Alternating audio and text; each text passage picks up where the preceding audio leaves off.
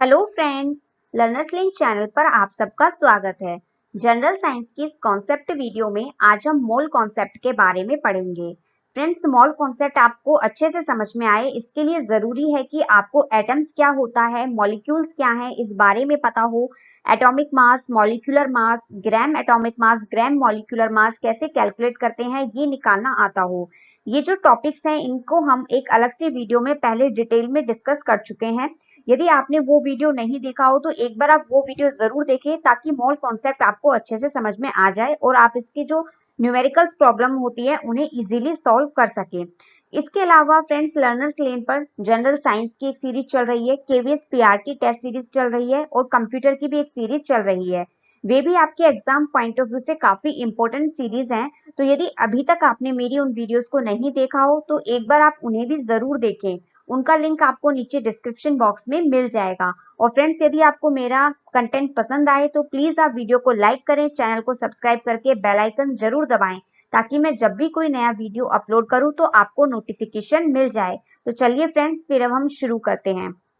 सबसे पहले हम मोल वर्ड का मतलब समझते हैं। The word mole was introduced around 1896 by Wilhelm Ostwald, who derived the term from the Latin word moles meaning a heap or pile। तो जो ये वर्ड मोल है इसे विल्हेम ओस्टवॉल्ड ने 1896 में प्रस्तावित किया था और ये एक लेटिन वर्ड मोल्स से लिया गया है जिसका मतलब होता है हीप और पाइल, मतलब किसी चीज का ढेर होना। A substance may be considered as a heap of atoms or molecules। तो हमने पहले पढ़ा है कि जो कोई भी सब्सटेंस होता है, कोई भी पदार्थ होता है, वो एटम से मिलकर बना होता है। तो जो कोई भी सब्सटेंस है उसमें बहुत सारे एटम्स या मॉलिक्यूल्स प्रेजेंट होंगे। तो इसीलिए जो कोई भी सब्सटेंस होता है, कोई पदार्थ होता है, उसे हम परमाणु या अणुओं का ढेर मान सकते हैं क्योंकि उसमें बहुत बड़ी संख्या में एटम्स और मॉलिक्यूल्स प्रेजेंट होते हैं।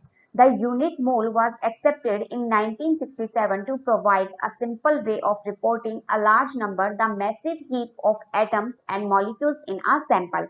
इसका मतलब है कि कोई भी सैंपल में परमाणु या अणु की जो बहुत बड़ी संख्या प्रेजेंट होती है उसे प्रदर्शित करने के लिए मोल इकाई को 1967 में 1967 में एक्सेप्ट किया गया, स्वीकार किया गया। The mole is the SI unit of measurement for amount of substance. जो मोल होता है इसका सिंबल होता है MOL और ये एक एसआई यूनिट है किस चीज की, किसी भी सब्सटेंस के अमाउंट को मेजरमेंट करने की। जो मोल होता है एक मोल में 6.02 इंटू 10 की पावर 23 पार्टिकल्स होते हैं। इसके बारे में अभी हम आगे डिटेल में समझेंगे। अभी आप इतना ध्यान रखिए कि जो वर्ड मोल है वो विल्हेम ओस्टवॉल्ड द्वारा 1896 में दिया गया और मोल इकाई को, जो परमाणु या अणुओं की बड़ी संख्या को निरूपित करने के लिए जो मोल इकाई है, इसे 1967 में स्वीकार किया गया और ये एक एसआई यूनिट होती है जिसके द्वारा हम किसी भी सब्सटेंस के अमाउंट को मेजर करते हैं। फ्रेंड्स, मोल कॉन्सेप्ट को डिटेल में समझने से पहले हम इस इक्वेशन को समझते हैं। यहाँ पे हम देख रहे हैं कि हाइड्रोजन और ऑक्सीजन आपस में कंबाइन होकर वाटर का मॉलिक्यूल बना रहे हैं। H2O वाटर का केमिकल फॉर्मूला होता है, H हाइड्रोजन का सिंबल होता है, O ऑक्सीजन का सिंबल होता है। इसके बारे में हम डिटेल में पहले वीडियोस में पढ़ चुके हैं। तो यहाँ पे जो ये इक्वेशन है इसे हम दो तरीके से बता सकते हैं, जिसमें सबसे पहले है the quantity of a substance in terms of the number of its molecules और atoms। तो यहाँ पे जो सब्सटेंस है इसकी क्वांटिटी को यदि हम यहाँ पे जो भी मॉलिक्यूल या एटम प्रेजेंट होते हैं उनके नंबर से बताएं तो हम ये कहेंगे कि दो मॉलिक्यूल है हाइड्रोजन का और एक मॉलिक्यूल है ऑक्सीजन का, ये आपस में कंबाइन होकर दो मॉलिक्यूल बनाते हैं वाटर के। मॉलिक्यूल क्या होता है इसके बारे में हमने लास्ट वीडियो में डिटेल में समझा था, जहां हमने ये भी पढ़ा था कि जो H2 है, O2 है, ये मॉलिक्यूल ऑफ एलिमेंट्स के एग्जाम्पल है, जबकि जो H2O है ये मॉलिक्यूल ऑफ कंपाउंड का एग्जाम्पल है। तो यदि आपको ये मॉलिक्यूल के बारे में अभी समझ में नहीं आ रहा है तो आप एक बार वो वीडियो जरूर देखें ताकि आप मोल कॉन्सेप्ट को भी अच्छे से समझ पाएं। फ्रेंड्स, मोल कॉन्सेप्ट समझने के लिए जरूरी है कि आपको एटम क्या होता है, मॉलिक्यूल क्या होते हैं, इसके बारे में पता हो। एटॉमिक मास, मॉलिक्यूलर मास, gram atomic mass, gram molecular mass, ये किस तरीके से निकालते हैं इसके बारे में आता हो। तो यदि आपने अभी तक उन वीडियोस को नहीं देखा हो तो आप एक बार उन वीडियोस को जरूर देखें जिनमें मैंने ये atomic mass, gram atomic mass, molecular mass, molecule, इन सब के बारे में डिटेल में बताया है। तो यदि आप एक बार उन वीडियोस को देख लेंगे तो आपको मोल कॉन्सेप्ट बहुत आसानी से समझ में आ जाएगा। सेकंड है the quantity of a substance in terms of the number of its mass. तो यहाँ पे जो भी सब्सटेंस है उनकी क्वांटिटी को यदि उनके मास से बताएं तो हम ये कहेंगे कि जो 4u of hydrogen molecules combine with 32u of oxygen molecules to form 36u of water molecules. तो हमने ये मास किस तरीके से कैलकुलेट किया है ये जब हमने एटॉमिक मास वाला वीडियो में अच्छे से समझा है, तो एक बार आप उस वीडियो को जरूर देखें ताकि आप ये मास को कैलकुलेट कर सकें। हाइड्रोजन के एक एटम का एटॉमिक मास होता है 1u। तो यहाँ पे 2h2 है, मतलब यहाँ पे हाइड्रोजन के 4 एटम प्रेजेंट है, तो इसलिए जो हाइड्रोजन मॉलिक्यूल है यहाँ पे उसका मास हो जाएगा 4u। इसी तरीके से ऑक्सीजन के एक एटम का एटॉमिक मास होता है 16u। यहाँ पे O2 मॉलिक्यूल है तो इसलिए इसका मॉलिक्यूलर मास हो जाएगा 32u। इसी तरीके से हम H2O का भी मॉलिक्यूलर मास कैलकुलेट करेंगे तो वो आएगा 36u। तो इसका मतलब है कि इस इक्वेशन को हम दो तरीके से बोल सकते हैं। एक तो ऐसे कि यहाँ पे दो मॉलिक्यूल ऑफ हाइड्रोजन एक मॉलिक्यूल ऑफ ऑक्सीजन से कंबाइन होकर दो मॉलिक्यूल वाटर के बनाता है, या फिर हाइड्रोजन मॉलिक्यूल का 4u और ऑक्सीजन मॉलिक्यूल का 32u मास यह आपस में कंबाइन होकर 36u मास का वाटर मॉलिक्यूल बनाते हैं। A chemical reaction equation indicates directly the number of atoms or molecules taking part in the reaction. Therefore, it is more convenient to refer to the quantity of a substance in terms of the number of its molecules or atoms rather than their masses. So, a new unit mole was introduced. तो जो ये chemical reaction होती है, ये जो रासायनिक अभिक्रिया वाली समीकरण है, इसमें जो परमाणु या अणु पार्टिसिपेट करते हैं इनका नंबर हमें सीधा प्राप्त हो जाता है, लेकिन इनका जो मास होता है वो हमें कैलकुलेट करना होता है। तो इसलिए इनका जो परमाणु या अणुओं की संख्या का नंबर को रिप्रेजेंट करना होता है वो हमारे लिए ज्यादा आसान होता है। तो यहाँ पे अब एक नई इकाई जो मोल है वो प्रस्तावित की गई, क्योंकि जो कोई भी केमिकल रिएक्शन होती है उसमें बहुत बड़ी संख्या में जो परमाणु होते हैं, अणु होते हैं, वो भाग लेते हैं। तो अब जो उनका जो नंबर है उसे रिप्रेजेंट करने के लिए एक नई यूनिट मोल प्रस्तावित की गई। मोल एक काउंटिंग यूनिट होती है। इसे हम ऐसे समझ सकते हैं, जैसे हमें पता है कि वन पेयर में 2 यूनिट्स होती है, मतलब जब भी हम किसी चीज की जोड़ी की बात करते हैं तो हमें पता है कि उसमें 2 यूनिट्स प्रेजेंट होंगी। जैसे 1 डजन में 12 यूनिट्स होती है। मान लीजिए हम यदि बाजार से 1 दर्जन केले ला रहे हैं तो उसका मतलब उसमें 12 केले प्रेजेंट होंगे। इसी तरीके से 1 स्कोर में 20 यूनिट्स होती है, 1 ग्रोस में 144 यूनिट्स होती है। इसी तरीके से 1 मोल में 6.022 इंटू 10 की पावर 23 पार्टिकल्स प्रेजेंट होते हैं। मोल क्या होता है कि अ ग्रुप ऑफ 6.022 इंटू 10 की power 23 particles of a substance is called a mole of that substance. और जो ये पार्टिकल्स होते हैं वो एटम्स भी हो सकते हैं, मॉलिक्यूल्स भी हो सकते हैं और आयंस भी हो सकते हैं। तो किसी भी सब्सटेंस के एक मोल में उस सब्सटेंस के 6.022 इंटू 10 की पावर 23 पार्टिकल्स होते हैं। और जो ये नंबर है 6.022 इंटू 10 की पावर 23, ये अवोगाड्रो नंबर होता है। आपको ये नंबर याद रखना है। एग्जाम में यहाँ से ये प्रश्न डायरेक्ट पूछ सकता है कि एवोगाड्रो नंबर क्या होता है, तो आपको याद होना चाहिए कि 6.022 इंटू 10 की पावर 23 होता है। तो एक मोल में 6.022 इंटू 10 की पावर 23 पार्टिकल्स प्रेजेंट होते हैं, और जो इनका मास होता है वो उस सब्सटेंस के रिलेटिव मास जो कि ग्राम्स में होना चाहिए उसके बराबर होता है। अब यहाँ पे आपने जो ऊपर यूनिट्स पढ़ी और जो 1 मोल में पार्टिकल्स पढ़ रहे हैं, इसमें डिफरेंस ये है कि एक डजन के जैसे आप केले ला रहे, तो आप मान लीजिए अलग अलग एक दर्जन के केले लाए, तो जरूरी नहीं है कि उन सभी दर्जनों में केलों का मास बराबर हो, मतलब उनमें जो मास है वो फिक्स नहीं होता।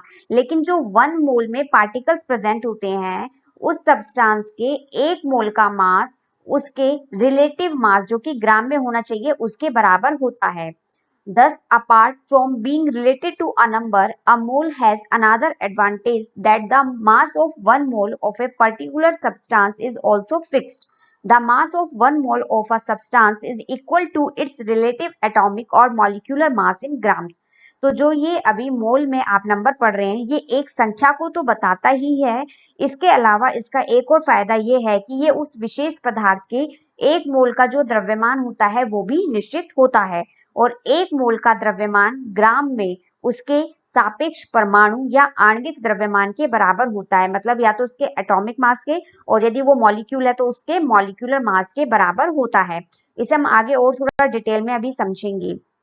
The atomic mass of an element gives us the mass of one atom of that element in atomic mass unit U.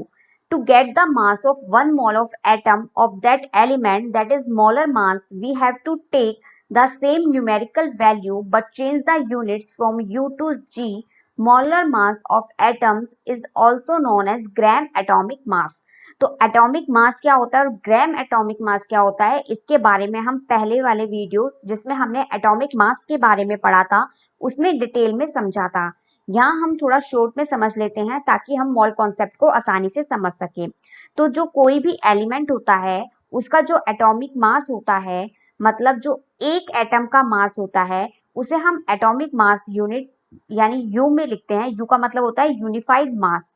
तो यदि हमें उसी एलिमेंट के एक मोल एटम का मतलब 6.022 इंटू 10 की पावर 23 एटम्स का मास निकालना है तो उसे हम कहते हैं मोलर मास या फिर ग्राम एटॉमिक मास। और जो ये ग्राम एटॉमिक मास होता है वो उस एलिमेंट के एक एटम का जो एटॉमिक मास होता है उसकी न्यूमेरिकल वैल्यू के तो सेम होता है, बट चेंज किस में होता है, उसकी यूनिट्स में, यानी यू से यूनिट चेंज हो जाती है जी में।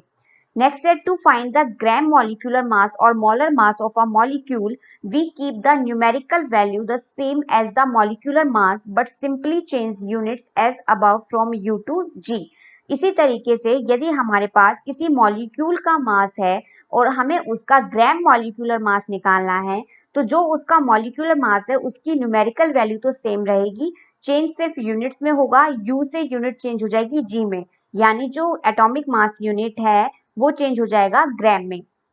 तो इसके बारे में जब हमने मॉलिक्यूल में पढ़ा था तो उसमें हमने ग्राम मॉलिक्यूलर मास के बारे में समझा था। अब यहाँ पे हम इसके कुछ एग्जांपल्स देख लेते हैं ताकि हम ग्राम एटॉमिक मास और ग्राम मॉलिक्यूलर मास को आसानी से समझ सके।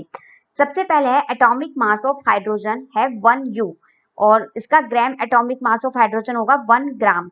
तो यदि यहाँ पे हमें हाइड्रोजन का एटॉमिक मास पता है 1U है तो सिंपली हम सिर्फ यूनिट में चेंज कर देंगे, U से हम इसे G कर देंगे, लेकिन जो न्यूमेरिकल वैल्यू है वो सेम रहेगी। तो यहाँ पे ये इसका क्या हो जाएगा, ग्राम एटॉमिक मास हो जाएगा। तो एटॉमिक मास हाइड्रोजन का होता है 1U। जब हम इसका ग्राम एटॉमिक मास निकालेंगे तो केवल U को चेंज कर देंगे G में, तो इसका ग्राम एटॉमिक मास आ जाएगा 1 ग्राम। लेकिन यहाँ पे जो 1U है और 1 ग्राम है, इन दोनों का मतलब अलग अलग है। 1U का मतलब होता है कि ये हाइड्रोजन के एक एटम का एटॉमिक मास है, जबकि 1 ग्राम का मतलब होता है कि इसमें हाइड्रोजन के एक मोल एटम प्रेजेंट है, और एक मोल का मतलब है 6.022 इंटू 10 की पावर 23 एटम्स। मतलब अब यहाँ पे ध्यान से समझिए कि यदि केवल हाइड्रोजन का सिर्फ एक एटम है तो उसका एटॉमिक मास हो जाएगा 1U, लेकिन हाइड्रोजन के 6.022 इंटू 10 की पावर 23 एटम्स प्रेजेंट है, यानी 1 मोल एटम्स प्रेजेंट है, तो उनका जो मास होगा वो होगा 1 ग्राम, यानी 1 ग्राम में 1 मोल हाइड्रोजन के एटम प्रेजेंट हैं। नेक्स्ट देखते हैं हम एटॉमिक मास ऑफ ऑक्सीजन है 16U। तो हमें पता है ऑक्सीजन का एटॉमिक मास होता है 16U। अब हमें ऑक्सीजन का ग्राम एटॉमिक मास निकालना होगा, तो हम न्यूमेरिकल वैल्यू तो सेम रखेंगे, 16 का 16 ही रहेगा, बस जो यूनिट है वो U से G में चेंज हो जाएगी। अब यहाँ पे 16U का मतलब है कि ये ऑक्सीजन के एक एटम का एटॉमिक मास है, जबकि 16 ग्राम का मतलब है कि ये ऑक्सीजन के 1 मोल एटम मतलब 6.022 इंटू 10 की पावर 23 एटम्स है ऑक्सीजन के, उसका ग्राम एटॉमिक मास है 16 ग्राम। इसी तरीके से हम मॉलिक्यूलर मास को देखते हैं। जैसे जो वाटर होता है उसका केमिकल फॉर्मूला होता है H2O। तो इसका जो मॉलिक्यूलर मास होता है ये हमने कैलकुलेट करना मॉलिक्यूल वाली वीडियो में समझा है। तो यहाँ पे अभी हम ये देखते हैं कि जो H2O होता है, वाटर होता है, इसका मॉलिक्यूलर मास होता है 18U। तो अब हमें यदि इसका ग्राम मॉलिक्यूलर मास निकालना हो तो वो क्या होगा, 18 ग्राम होगा। जहाँ पे 18 तो जो न्यूमेरिकल वैल्यू सेम रहेगी लेकिन यू चेंज हो जाएगा जी में।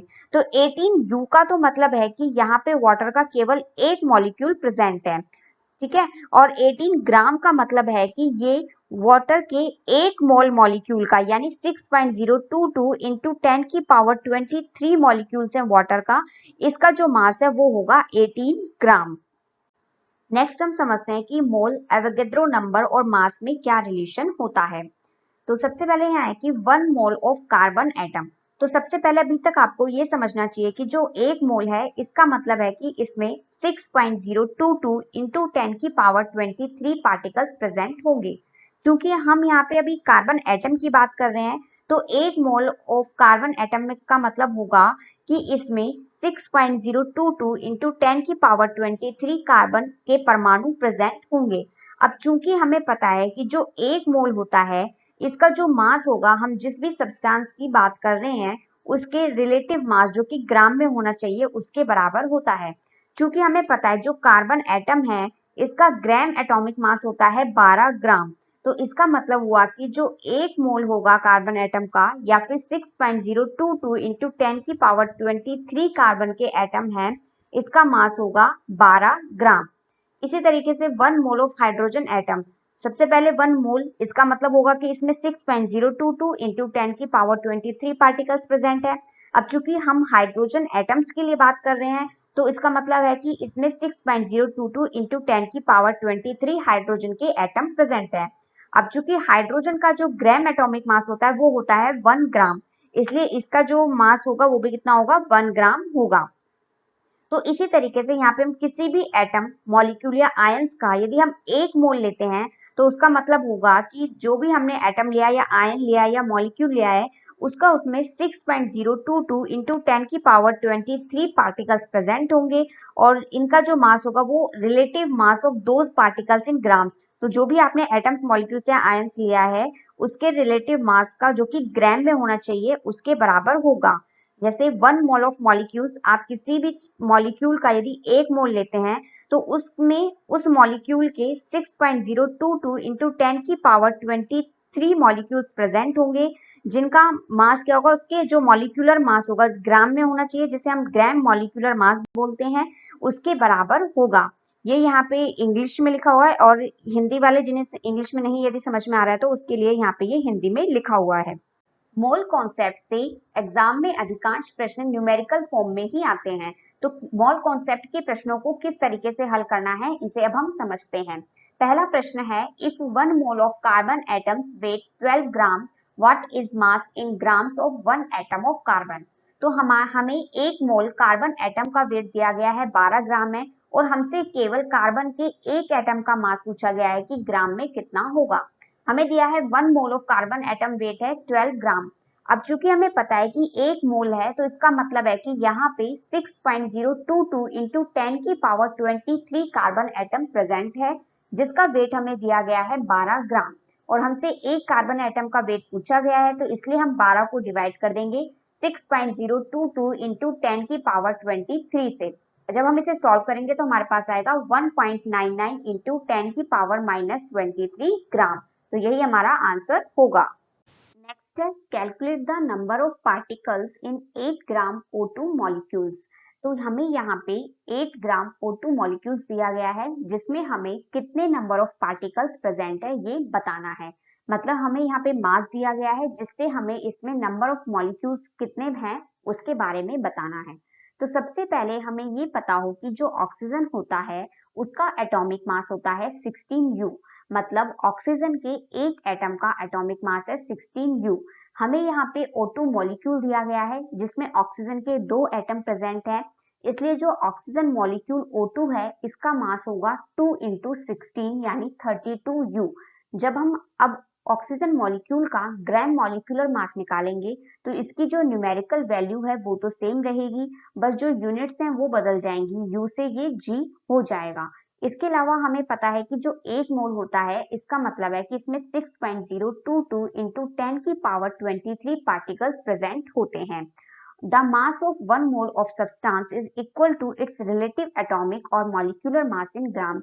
और जो भी कोई सब्सटेंस है उसका यदि 1 मोल प्रेजेंट है तो उसका जो मास होगा वो उसके रिलेटिव एटॉमिक और मॉलिक्यूलर मास के बराबर होगा, जो कि ग्राम्स में होता है। तो अभी यहाँ पे हम ऑक्सीजन मॉलिक्यूल यानी O2 मॉलिक्यूल के बारे में बात कर रहे हैं। तो O2 मॉलिक्यूल के जो 1 मोल होगा तो इसका मास क्या होगा, इस मॉलिक्यूल के जो ग्राम मॉलिक्यूलर मास है उसके बराबर होगा। यानी mass of 1 mole of O2 molecules कितना होगा, 32 ग्राम होगा। अब चूंकि जो 1 मोल है तो इसका मतलब इसमें कितने O2 मॉलिक्यूल्स होंगे, 6.022 इंटू 10 की पावर 23 ऑक्सीजन मॉलिक्यूल्स प्रेजेंट होंगे। तो यहाँ पे इस स्टेटमेंट से हम ये बता सकते हैं कि जो 32 ग्राम है इसमें 6.022 इंटू 10 की पावर 23 ऑक्सीजन मॉलिक्यूल्स प्रेजेंट है। तो 1 ग्राम में कितने प्रेजेंट होंगे, इसे हम यहाँ पे 32 से डिवाइड कर देंगे और हमें यहाँ पे 8 ग्राम के लिए पूछा गया है, तो इसलिए अब हम जो ये नंबर है इसे 8 से मल्टीप्लाई करेंगे और जब हम इसे सॉल्व करेंगे तो हमारे पास आएगा 1.51 इंटू 10 की पावर 23 ऑक्सीजन मॉलिक्यूल। मतलब O2 मॉलिक्यूल के 8 ग्राम में 1.51 इंटू 10 की पावर 23 ऑक्सीजन मॉलिक्यूल प्रेजेंट होंगे। नेक्स्ट है calculate the number of atoms in each of the following. First है 16 मोल्स ऑफ हीलियम, सेकंड है 16 you of helium and third है 16 gram of helium. तो पहले वाले प्रश्न में हमें मोल्स दिया गया है जिससे हमें नंबर ऑफ एटम्स निकालने हैं और सेकंड एंड थर्ड में हमें मास दिया गया है जिससे हमें नंबर ऑफ एटम्स कैलकुलेट करना है। तो यहाँ पे हीलियम एटम की बात हो रही है तो सबसे पहले हमें ये पता हो कि जो हीलियम का एटॉमिक मास होता है वो होता है 4u। यानी हीलियम के एक एटम का एटॉमिक मास है 4u। जब हम इसका ग्राम एटॉमिक मास निकालेंगे तो वो होगा 4 ग्राम, क्योंकि इसमें न्यूमेरिकल वैल्यू सेम रहती है, सिर्फ जो यूनिट्स है वो u से g में चेंज हो जाती है।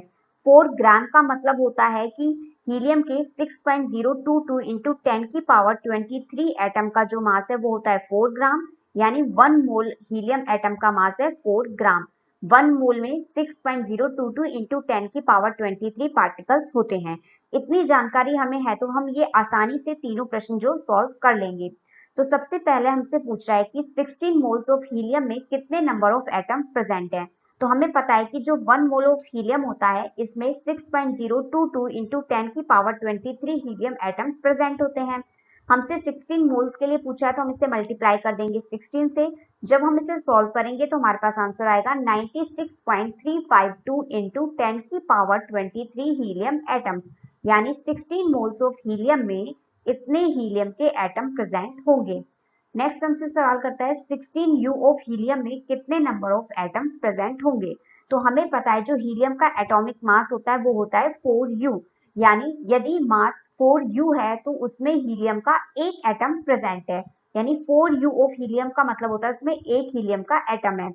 यदि हमें 1u के लिए निकालना हो तो इसे हम डिवाइड कर देंगे 4 से, लेकिन हमसे सवाल में पूछा है 16u के लिए तो हम 1/4 को मल्टीप्लाई करेंगे 16 से और जब हम इसे सोल्व करेंगे तो हमारे पास आंसर आएगा 4 हीलियम एटम। यानी 16u ऑफ हीलियम में 4 हीलियम के एटम प्रेजेंट है। नेक्स्ट है 16 ग्राम ऑफ हीलियम में कितने नंबर ऑफ एटम्स प्रेजेंट है ये हमें बताना है।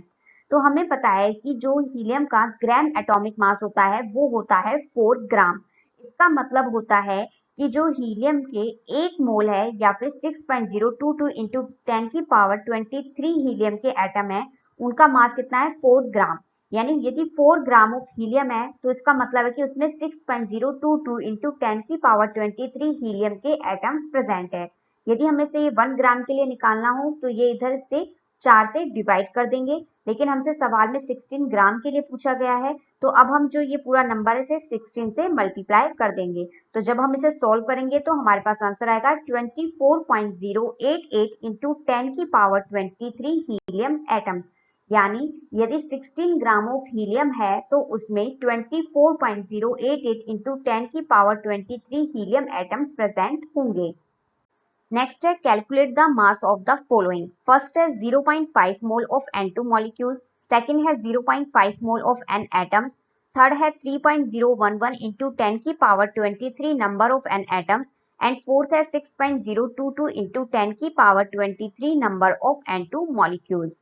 तो फ्रेंड्स सबसे पहले हमें ये पता हो कि जो N है ये सिंबल होता है नाइट्रोजन का, और जो नाइट्रोजन का एटॉमिक मास है वो होता है 14U, यानी नाइट्रोजन के एक एटम का एटॉमिक मास है 14U।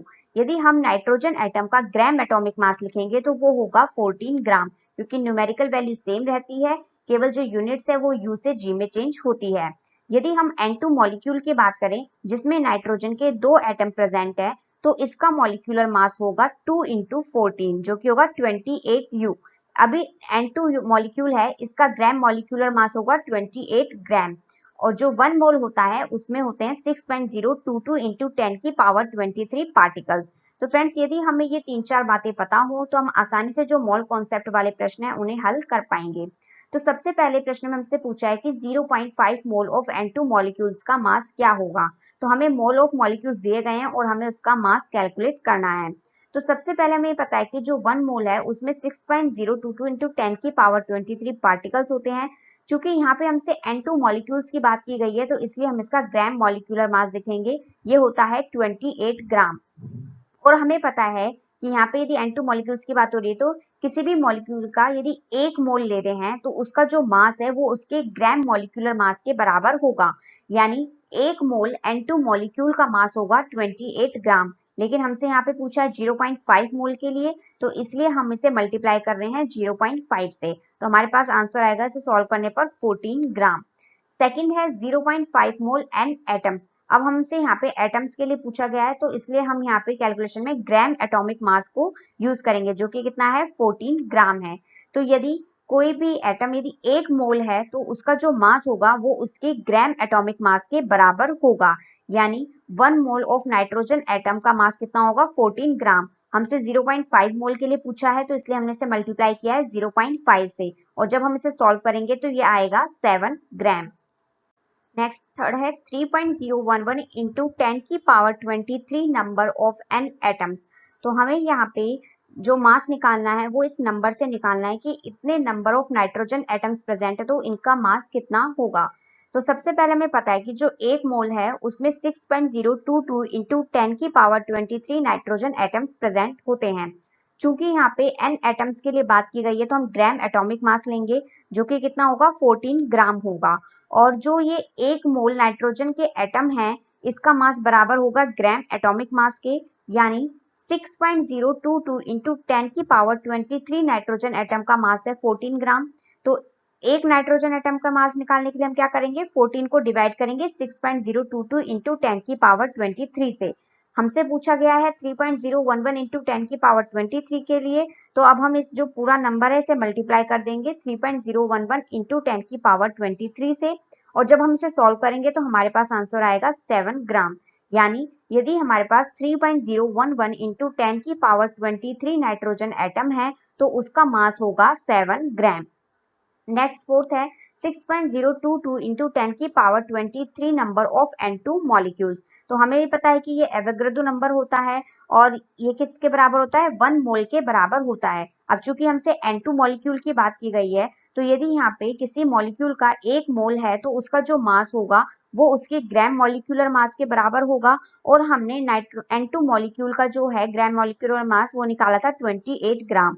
तो यानी जो 6.022 इंटू 10 की पावर 23 N2 मॉलिक्यूल्स हैं इसका मास कितना होगा 28 ग्राम्स होगा। थैंक यू फ्रेंड्स, यदि आपको मेरा कंटेंट पसंद आ रहा है तो प्लीज आप वीडियो को लाइक करें, चैनल को सब्सक्राइब करें और वीडियो को अपने दोस्तों के साथ शेयर करें। इससे मुझे मोटिवेशन मिलता है और मैं आपके लिए इसी तरीके का क्वालिटी कंटेंट लाती रहूंगी। Thank you friends.